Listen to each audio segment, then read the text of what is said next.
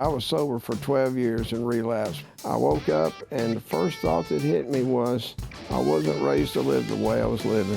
I don't look at relapse as a failure anymore. It doesn't matter how long you've been sober, it can jump up and bite you when you least expect it. It's an ongoing process. These old timers you're talking about make such an impression upon us. This man called Billy O, you know, he's been dead for over 20-something years now, but I still remember what he taught me.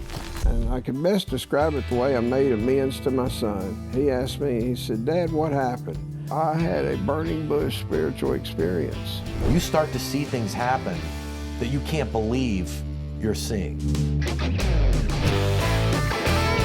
Welcome to Alive and Sober with Reno C, where real life, recovery, and faith collide.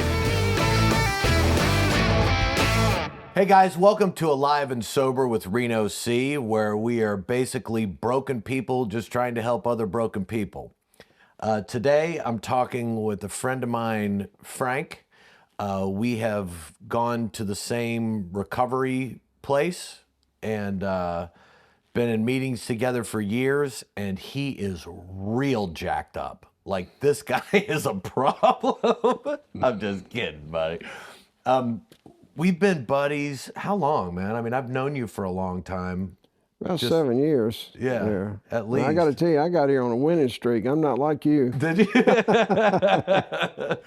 We met where we go to recovery. Mm-hmm. We start talking back and forth, and sometimes you just gel with people, and I feel like I gelled with you. We laugh at the same stuff. And I've learned a lot from you. I saw you the first time I went in and then left, and then went in and then left, and then went in, and you were in there all those times. Mm-hmm. Why don't you just kind of tell us a little bit about yourself and a little bit of, you know, how we do, like what it was like, what it's like now. Okay. What was it like for you, man? Like growing up, and how'd you come up? Well, I came up, I'd say, in a upper middle class family. I didn't lack for anything. That was probably my downfall, to be honest with you. I feel like I've led several different lives in my lifetime, and I can best describe it the way I made amends to my son. He asked me, he said, "Dad, what happened?" Or what was it like, I guess is more what he said. I said, "Son, it was fun. It was real fun. Then it got bad, and it got real bad. And then you know the rest of the story, in and out between, you know, sobriety and drunkenness. Sobriety, drunkenness, and using cocaine." Yeah. Cocaine was my downfall. Yeah. All that stuff's undefeated, isn't it? It's undefeated, right. And it starts out fun, and it starts out a party, and you just don't see it. You don't see beyond that night. No, right? Absolutely not. I don't even know why I'm sober, Reno, to be honest with you. I didn't plan on sobering up. I had made a decision in my life I was going to go to the bitter end, and whatever that means for me. And the bitter end came on a Tuesday morning. Funny part about this is, and I'm serious when I say I didn't plan on being sober. I went to bed that Monday night, and if you'd asked me what I was going to do the next day, I would have said I'm going to do the same thing I've been doing for the previous 12 years, because I had been sober for 12 years and then relapsed and stayed out there for 12 years. Hold on, let me stop you right there. Okay. Because that's an important part of recovery. And a lot of people think relapse, I felt like I failed, especially the first time. That it was... I'd ruined everything I'd done. I might as well just end it. Just keep going and end it. What was it like for you? I mean, 12 years is a long time to be. I've only been sober 9 now. And that's also something that it doesn't matter how long you've been sober, it can jump up and bite you when you least expect it. You've got a daily reprieve based on the maintenance of your spiritual condition.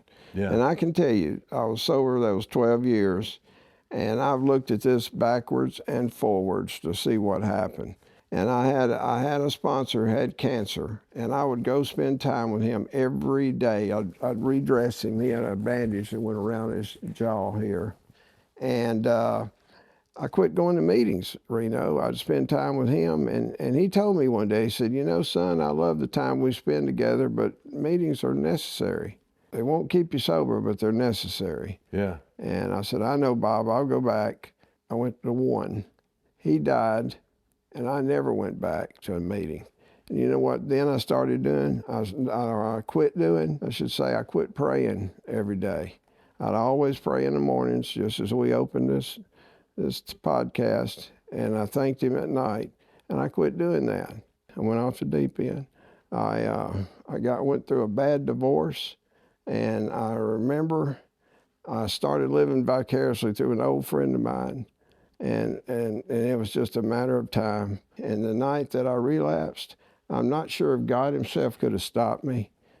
Where I needed to be was I was over here. I needed to be over there, and I headed that direction. I don't think anybody could have stopped me, because they had a line of cocaine laying out, and I wanted it, and I got it. And boy, did I get it. I lost a business. I lost a house. I lost 2 cars. You know, I lost my self-esteem. I lost everything. And anyway, we'll just fast forward all the jail time and the craziness that went on in my life, because that's really not important. The fact is, I can't drink and I can't drug, and I never will be able to successfully. But I went to bed on a Monday night, and the next morning I woke up, and I believe it was what I call an act of providence, and I think you'll agree if you listen. I woke up, and the first thought that hit me was, I wasn't raised to live the way I was living. So anyway, I woke up, and I said that to myself, and the next thought that hit me, I was going to die. Absolutely, I was a dead man, and I thought it was going to be that day. It scared the bejeebies out of me. Yeah. And I got up, and I made this plan in my head. I knew someone, I needed to call someone for help. And I called a fella that owned halfway houses, and I asked him for help. I said, John, I need a place to stay. I got to get out of where I'm living, because I was living in this apartment, sleeping on the floor with 2 other alcoholics. That it was insane, the stuff I was living around. I can't even fathom it today. I moved in that halfway house. I asked John first. I said, I need a place to stay, John.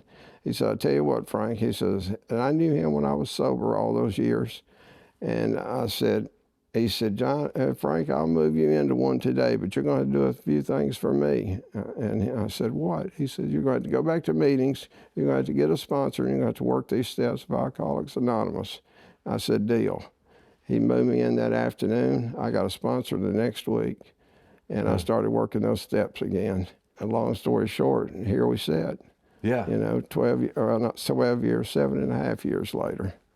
For those of us that have relapsed, and since you've been through it, what do you say to somebody who has relapsed and doesn't? Because you know how they say, like, the worst thing in the world is having, and I don't use the name of our recovery thing, but having a head full of recovery and a belly full of booze, right? Those things, once you get into recovery and you know all this stuff and you slip, I don't look at relapse as a failure anymore. Like when it's easy on from the inside looking out to go, I'm a failure.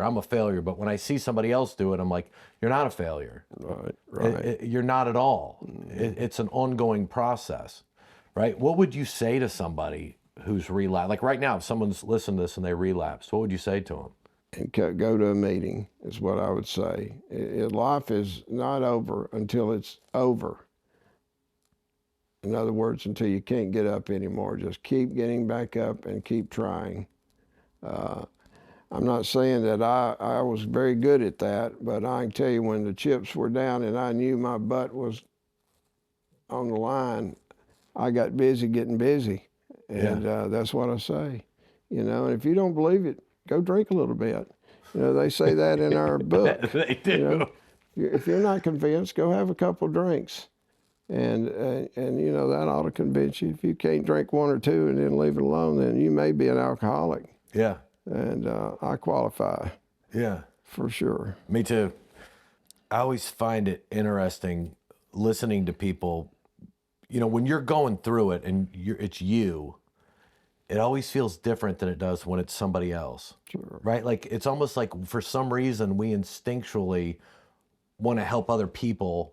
Like, oh no, you're fine. You're fine. But if I did that, I would beat myself up mercilessly. Yeah. You know, like the self punishment or whatever it is. Like, I deserve to feel terrible. Right. I deserve to feel bad about Don't they this. say we're our own worst enemies? Yeah. Should we feel good about ourselves at that point? No. No. No. You know, I didn't have nothing to feel good about. Absolutely. I had destroyed everything in my life. And we were talking about earlier, I made a decision. I remember I had this friend of mine, okay? Cadillac Jack was his name, from Chattanooga, and I used to party with him. And old Cadillac was sitting there one night. You know how you can drink or get high, man. You can solve all the problems in the world. We were sitting there solving them. And he said, Frank, several years ago, I made a decision that I was going to go to the old ticker stopped. And I'll never forget old Cadillac Jack, because I had moved from Chattanooga to Knoxville from one contract to the next. That's how I'd get fired on one contract, so I'd go to the next one. They got to calling me the short timer because I'd go in and do short time contracts. I was a problem solver, go in and fix problems with IT systems. And, they knew if I stayed over a couple of months, I'd never make it because I wouldn't show up enough that they'd fire me. Yeah. But old Jack made that decision, and I moved to Knoxville, and I'd call Jack up and tell him I was coming that next Friday. So on Monday, I called him, let him know, I was trying to plan in advance, make sure he knew I was going to be there Friday, where everything would be in order when I got there. Well, I called and left him a message, and he didn't call me back, which that wasn't completely unusual, but it was unusual. And the next day I called again, left another message, and he still didn't call me back. So that was Tuesday. So on Wednesday I called him back, and it went to voicemail. I said, uh-oh, something's wrong, because that was his cash register. So you know what type of business he was in now. Yeah. It wasn't legal. Right. But so Friday afternoon came, and I drove down to Chattanooga, and I found a friend of Jack's. And I said, "Where's Jack?" At his house, his cars are still there and everything. He said, she goes, "Well, that'll tell you a little bit about the world right there." She said, Jack died. He had a heart attack. And so I thought, well, he did it. He did it. So I eventually made the same decision. I got mad at my family because they didn't invite me to one of their parties, because we have a big family. We have big get-togethers. They're always fun. And I got left out. I thought, well, I'll just show them. I'll just go die. And then it'll be over, and they won't have to worry about poor old Frank. So I made the same decision. So that morning when I woke up and realized I was going to die, I didn't want to die. I got real chicken real quick, because I knew where bad people like me went. I had enough God in me to know that I was going straight down. Yeah. And I didn't want to do that. I didn't want to do that, Reno. So I got busy. And I went back to, like I said, I went back to a meeting, called, and got help.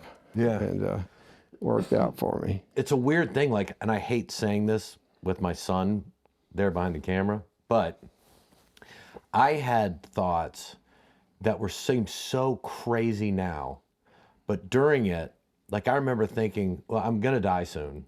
I wasn't sitting with a gun to my head, but I was like, I'm taking myself out. The doctor told me about my liver and my kidneys and stuff like that. And I remember thinking, well, my son it was 15, and my daughter will be 13. And that's good. I mean, I got some good time with them. Mm-hmm. That is insanity of the way we think of, well, or I'll show them. Yeah. I had that instinctually, someone's like, "You're drunk." I'm like, "This isn't drunk. You want to see drunk? I'll show you what drunk is." You know what I mean? Well, like I that. can really do. That kind of, and we'll kill ourselves trying to prove a point to somebody that we're not wrong, and it's their fault. And what you said was, and they'll be like, "Oh, poor old Frank." That's how we think people would think about it. Yeah. Because we want them to go poor Reno, they're going to be sad once I show them this. Right. Through killing myself. It's so crazy. And then when I got into meetings and started hearing other people talk, that was one thing that made me feel so at home, was that we can sit here and talk about this, and neither one of us flinch. Right. Nobody goes like, oh my gosh. I mean, dude, we hear stuff and sometimes it's like, whoa, dude. And we laugh at it. People laugh. Yeah. And it's laughing because I get it. Like, it sounds crazy now that my head is somewhat clear. It's like, oh, that's nuts. But at the same time, I can relate to it no matter where the person comes from, rich, poor, black, white, whatever. People are always like, this is racist. That's racist. You know what's not racist? Addiction. Doesn't care who you are, what political party, it doesn't matter. No, you never hear people really get into politics in a meeting because it's like, we're just trying to stay alive, man. We're just trying to find a way out, Like, yet we could discuss politics and anything. We were experts at it. Oh, yeah. We Dude, were I out knew there. everything. If I was drunk, I should have been the president. You would think I knew God personally sometimes, man. I'd get off on a tangent with somebody. Oh, yeah. What else are you going to do if you snort a bunch of cocaine and have a bunch of whiskey? You might as well talk, Yeah. So. And you don't want to be alone. No. So, obviously, you went through it. I've been through it. A lot of our friends, in our recovery group been through it. But as we do, I mean, we were down, but we weren't out. And I think of you a lot with step 12. Like you had this thing, this part of your life, and I have it, and all alcoholics have it. It was this big chunk of mess, right? Then we go through a program, and you work through the steps, and step 12 is service. How did you get from these recovery rooms to I'm going to help? The service part of it, and like I think of it as step 12, but what was your transition from being in meetings, trying to keep yourself sober, and then the service part, which I think helps keep us sober too. But how did you make that transition from, because you were at these rehab facilities, Right. working, and you were driving a van, and you were doing this, and now you have another job too, so it was like, you were doing it at night. When I saw you, it was like 8 o'clock at night. I was. How did you transfer that in? Was it our recovery group that inspired you to do that? What was it? Well, I think it's just natural for everybody to want to save the world when they get in there, because you feel so refreshed and renewed that you want. I want Reno to feel the way I feel. Yeah. It doesn't work that way, but I think the biggest thing is it, for me, it was an opportunity to go work directly with alcoholics and addicts and maybe make some type of difference. Although that's a double-edged sword working at treatment centers. You can't let that be. Treatment is discovery, Reno. It's not recovery. Recovery is right down the road here at where we go to meetings.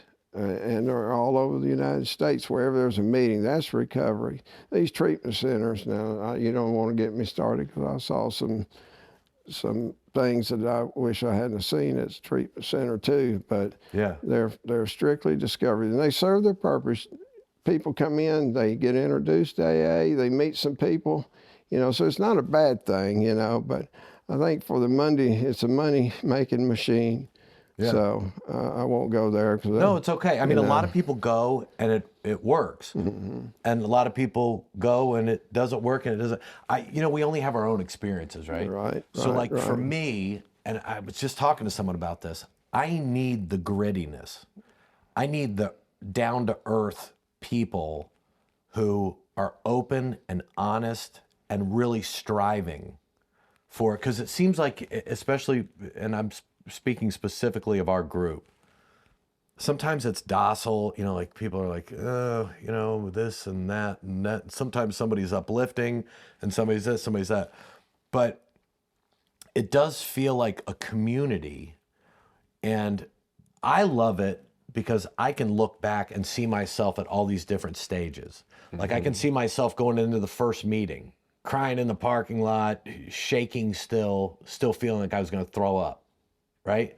To all the way through the pink cloud, and for those of you that don't know what a pink cloud is, it's like when you first get sober, you just have this flush of like, I'm going to save the world. I'm going to put it on my chest. And if I'm going to stop this alcoholism thing and I can do it and I have this and it's all garbage. I mean, it's good to feel That's good, right. but I mean, it's like Yeah, you're not. yeah, That's yeah, not the way it yeah. works. I've said this before, but I went into one of our meetings and I was pink cloud, couple weeks sober, and gray, and there were a bunch of old guys sitting around that table right when you walk in. Yeah, the half measures table. The half measure, Yeah, overalls, cup of coffee. People were smoking back then, yeah. sitting around the table. And I walked in, and one of the guys goes, "Hey, how's everything going?" I was like, "It's going good." And they're like, "Tell me about it." And I was like, "Man, you're not gonna believe this. Like, I've got this figured out. I got this, and I go off on this thing where it was in my mind. I was like, man, I am just spitting genius right now. And one of them looked at me and started, I don't want to say, but started laughing. And I go, "What are you laughing at?" He goes, "You're full of."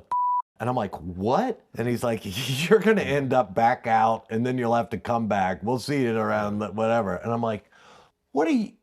And I remember thinking to myself, "Who do you think do you not know who I am?" Right, Like, right. you guys are stupid. I've got this whole thing. I mean, I'm feeling this, and I was looking at the birds, and they're so beautiful, and I was the squirrels and the sky and the sun and and I remember being like, "You guys don't know anything. You're just not as smart as me." Right, right, right. And then as time goes on, I'm like, first of all, so right. Second of all, old timers are invaluable. Absolutely. Those guys that have been in there for a long time, they've seen it, they've heard it, they're not buying it. You can try to sell them whatever you think you're selling them, they ain't buying it. But I started to realize as I went through, I was like, oh, maybe I was a little. And then I was like, oh no, they were 100% right. Like, I am full of it. I'm totally full of it. Like, I So mean, most embarrassing, some of the things I said and thought I knew that I didn't know, this too shall pass, Yeah. quickly Yeah. in some cases. Yeah. But these people, these old timers you're talking about, make such an impression upon us. It has been a godsend in my life now. Like I said, I was sober for 12 years and relapsed, but there's one man, this man called Billy O. He was the first, what we call a big book thumper here in Murfreesboro, Tennessee. And I remember him coming through the door like it's today. He, little old short Irish man, cuss every other breath and probably drank way too much. Yeah. He said, man, he shook a lot. He said, would you let me have that first drink in the morning and I could stack nickels on top of each other, Yeah. He's been dead for over 20-something years now, but I still remember what he taught me. Man, he had a way of just putting you in your place and loving you at the same time. But I'd been sober for a year, Reno, and I told him, I went over to his house that afternoon and I was telling him how good I'd been that year. I hadn't chased no women. I hadn't done anything wrong that year. And he looked at me, he said, son, he says, I think you're being as honest with yourself as you can possibly be right now, but sometimes we don't think what we think we do. I went, what? And I got mad and left, By the time I got back to my apartment, I realized I was lying to myself, Yeah. And I called him up and I said, Billy, I understand. He said, I love you, son. I'll see you tomorrow. Yeah. That man, I think about him every day sometimes and what he did for me and the lessons he taught me that came back to me after I sobered up again. It's so weird when you're younger and you look at older people and they're telling us stuff and you're like, shut up, you don't know what I'm talking. Oh. And then you get older and you're like, hear that? Do you hear that, kids?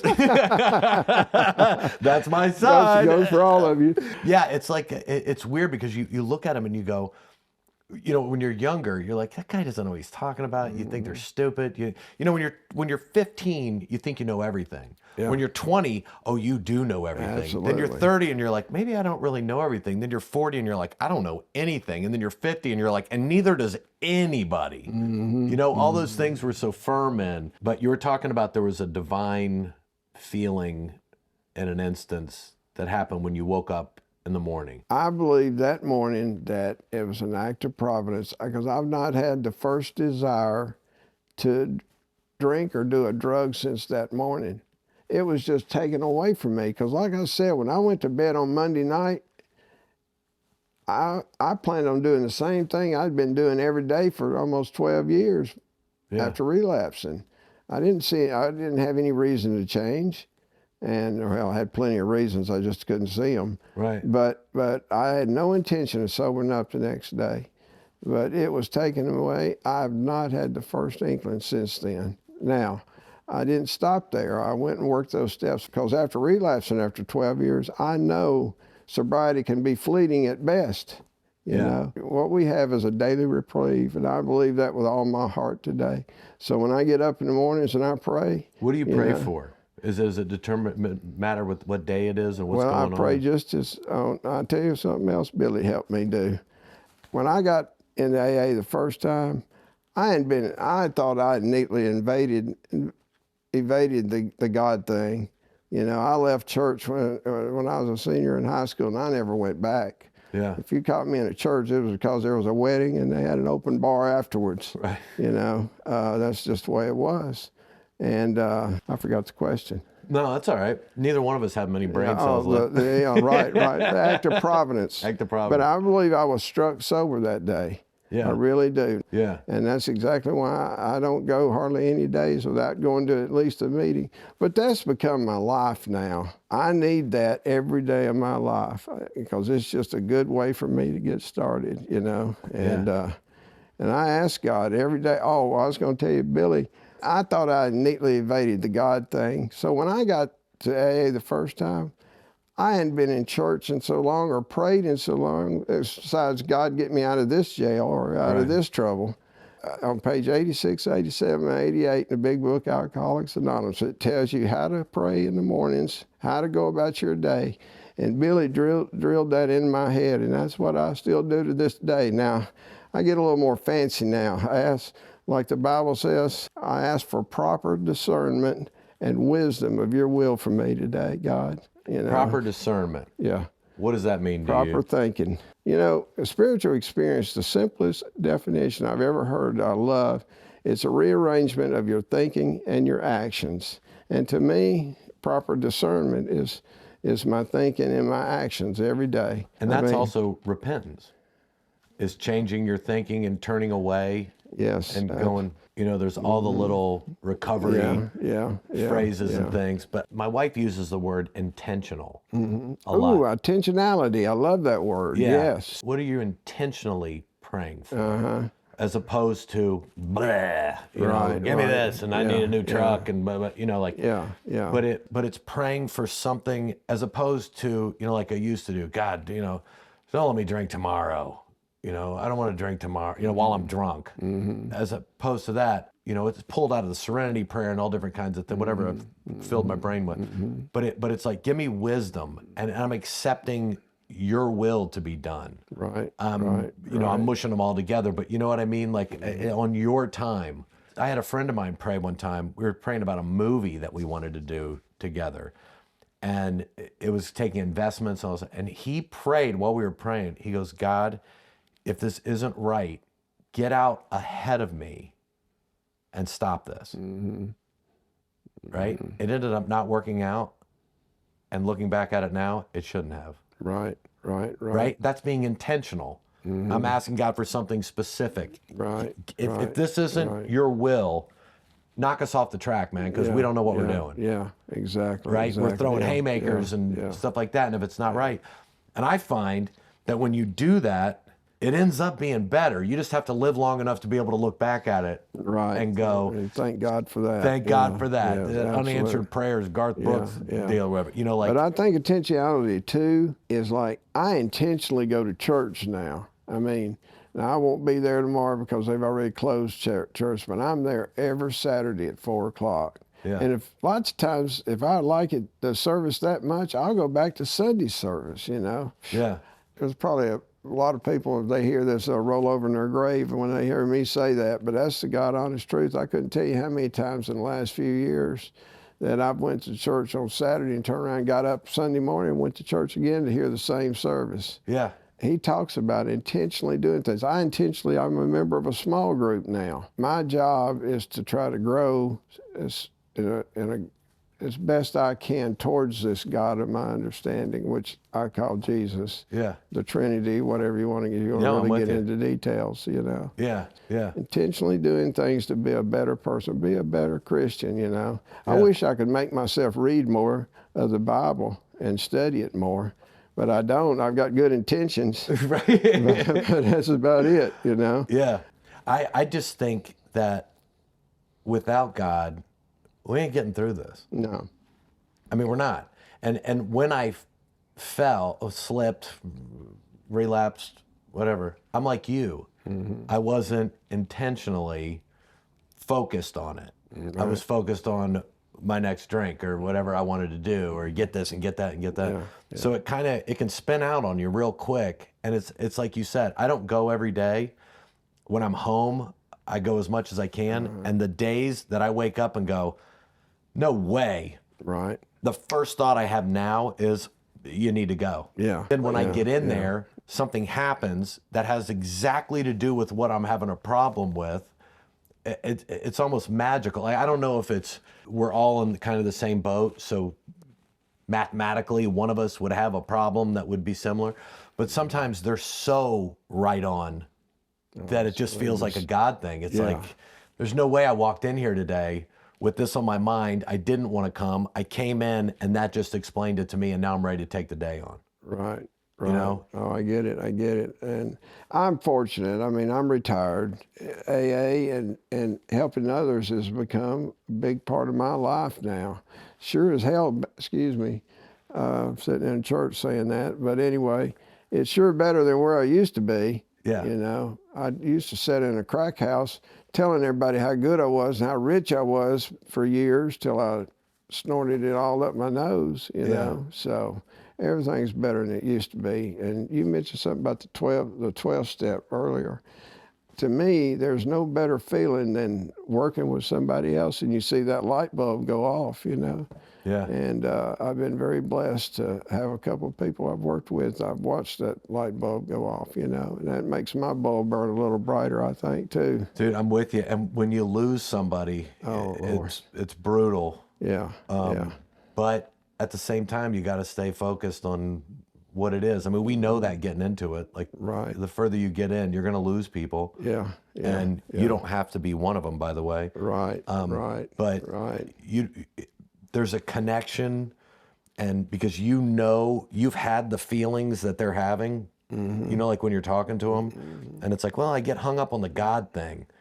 I get that. You know, I get that. And if I'm not understanding it, I can call you and go, hey, dude, I'm working with this guy. Or I can call, you know what I mean? Like, that community is so important. Sure.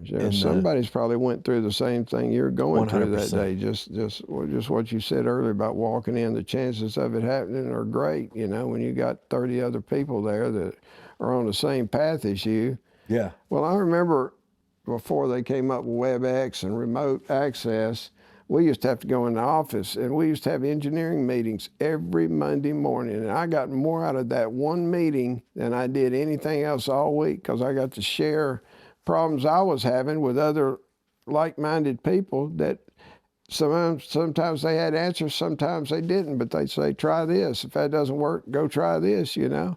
That's the greatest thing. And then same thing in AA. You go in, you're around other people that's trying to accomplish the same thing, and that's be sober one more day. Yeah. You know, and if you're having a bad day, you know, it's nothing like somebody else sharing with you, yeah, I've been there, I've done that. You know, makes a difference. Yep. Makes a difference. Yeah, and the service part of it. I'm saying I'm not much, but I'm all I think about. That's right. You know, oh my goodness. The service part of it too helps keep us sober. Like, working with another alcoholic helps me. Doing this podcast helps me stay focused on the fact of what I am, what I could go back to, or where I can go. Right. You know, and the whole thing I love it, man. I love it. And I cannot thank you enough for coming in here and talking to me and us getting to hang out. And if you don't believe in miracles, the fact that we're sitting here talking about Jesus and sobriety. It's a miracle. It's a miracle. It is. Miracle. Man, yeah. I mean, there's no other word for it. There isn't. You know, there really isn't. There isn't. It's God, man. Yeah, it was a God thing. Absolutely. You know, well, I can share another God moment with you. I'd love to hear it, man. That's as powerful of anything that's ever happened to me in my life. Yeah. And I'll tell you a little bit about me. I'm not very good with abstract. If I can't touch it, feel it, hit it, talk to it, I don't believe it. Yeah. And I tell you what happened. My first 12 years of being sober, I had a burning bush spiritual experience. I was working the steps with my sponsor, and you know, I was having a day. This is probably after I was well on my way. I was making amends. It's a nice step when you go back and make it right with people you had harmed. But I had a day where I was emotionally up and down, but it was all good emotions. It was a great day, but I couldn't figure things out. It was just like, I was up, good, good, good, good. And that night I was at home. I got the big book of Alcoholics Anonymous out, and I was reading in it, and I read, and I do my set prayers that I do at night. And I was sitting there praying, and I felt like I was talking to you or that wall over there. You know, nothing was going anywhere, but I was just talking. And all of a sudden, I slammed the book shut, and I said, God, I don't know, but something good is happening in my life, and I'll do my very best to follow you if you'll guide me. Those are my very words. I believe, Reno, I was as humble as I'd ever been in my life. And at that very moment, this cool breeze entered me. I believe it be the Trinity, the Holy Spirit, entered me right here. And it went all the way through my body. I felt it go all the way out my arms down to my fingertips, and all the way down to my tippy toes. I mean, it's just peaceful breeze, cool breeze, just soothing from all the way. And then that hole in your gut that everybody drinks on or drinks to fill up, I felt my stomach just go like, it closed up. And I've never been that same person again since that night. Even after relapsing, I still never lost that wholeness. I knew it was there. That was the most powerful moment I've ever had in my life. I used to hear people talk about stuff like that, and I thought it was nuts. Years ago, I was doing shows up in South Bend, Indiana, and I was with this guy, Keith Alberstadt, and we were doing a show up by Notre Dame. And so go in, and we're going to go tour around the school. And there's this huge, beautiful cathedral on the campus. I just kind of walk in, I'm looking around, there's a couple people in there, but it's enormous, right? It's gorgeous. And I started thinking, I was like, I haven't prayed in a long time. Like, why not? So I go into one, and they had these kneeler things or whatever, and I flip them down, and I get down on my knees, and I was like, there's nobody in there, so I didn't care. You know, I wasn't ashamed or whatever the feelings I had at the time.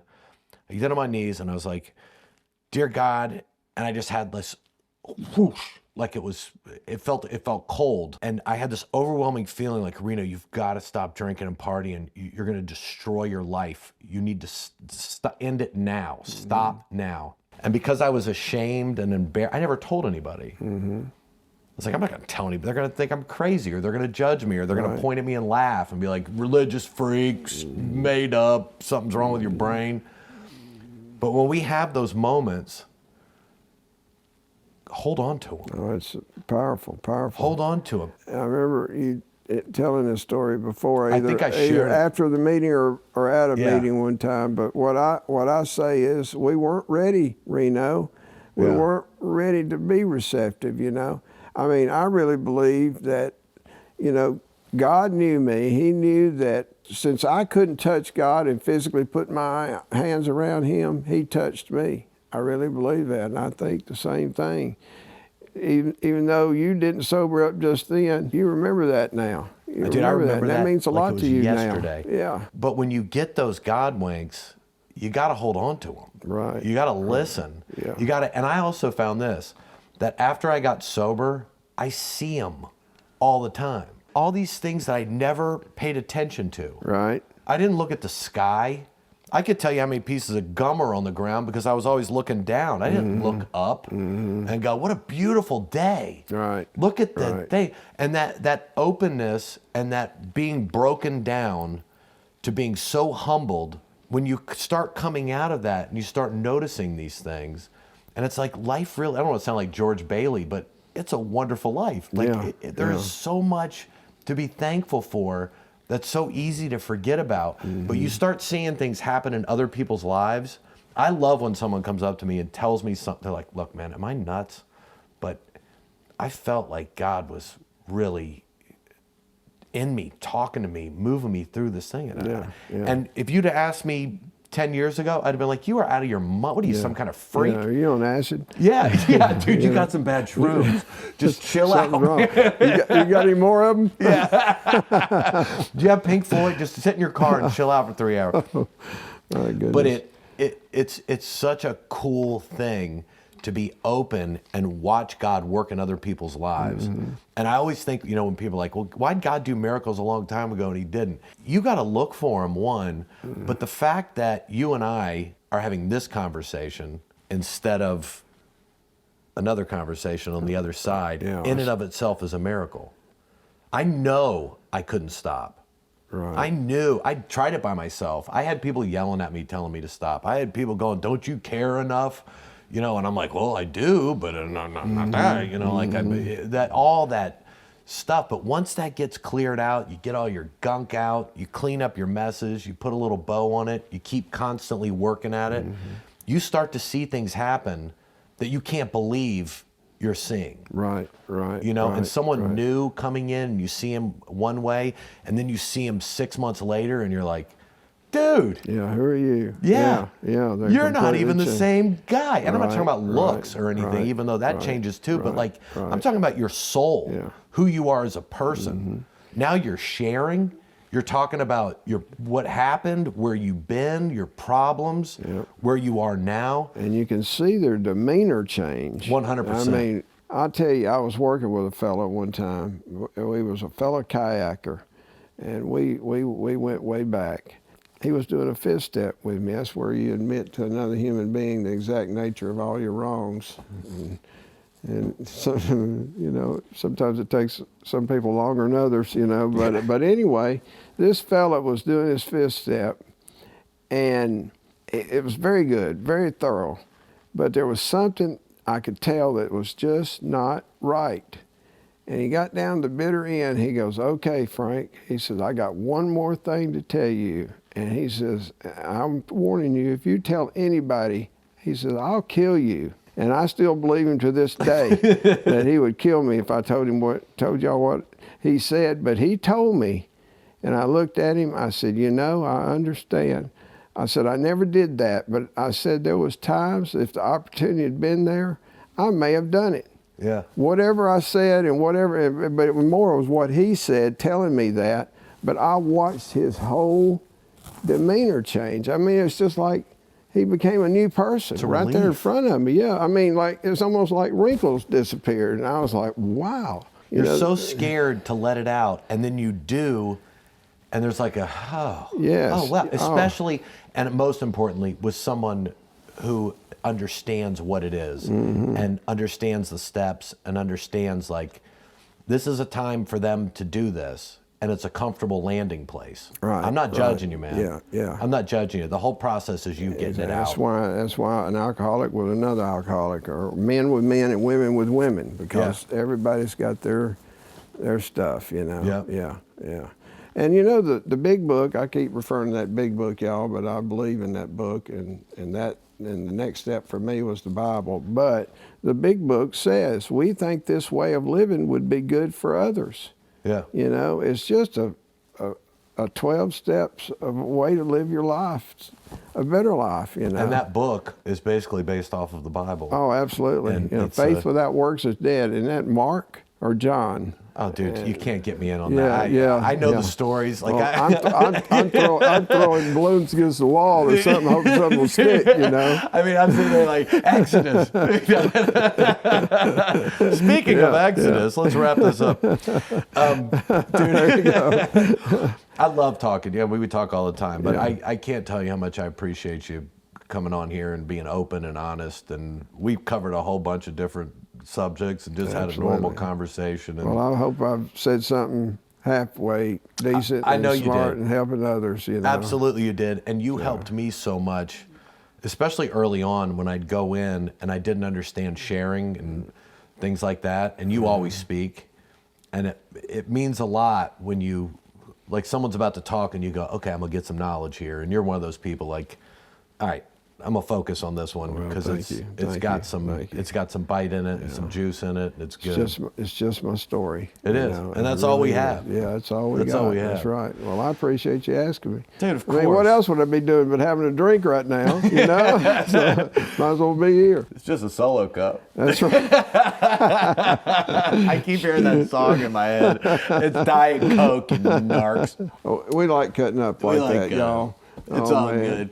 You guys, thank you so much for listening to Alive and Sober today. I hope you got something out of it, just listening to us talk. If you just needed to hear a couple other people in recovery chatting to get you through the day, I hope we did that. I hope we motivated you a little bit too. If you're in a 12-step program, those meetings you don't want to go to, that's when you need to go. Right, We got that, right? Yeah. If you feel like God is talking to you, he might be.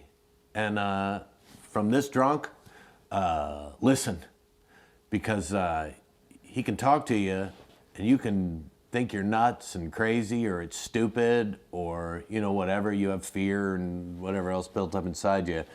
Man, when he throws you a little swat or a little God wink, listen to it. Yeah.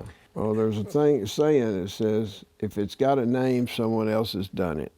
Yeah. You know, so don't be ashamed. Don't be ashamed. You know, That's exactly so- right. Thanks for listening today. I hope you did get something out of it. And as I stole this from a very good friend of ours, I end every episode with it. If no one told you they love you today, I do.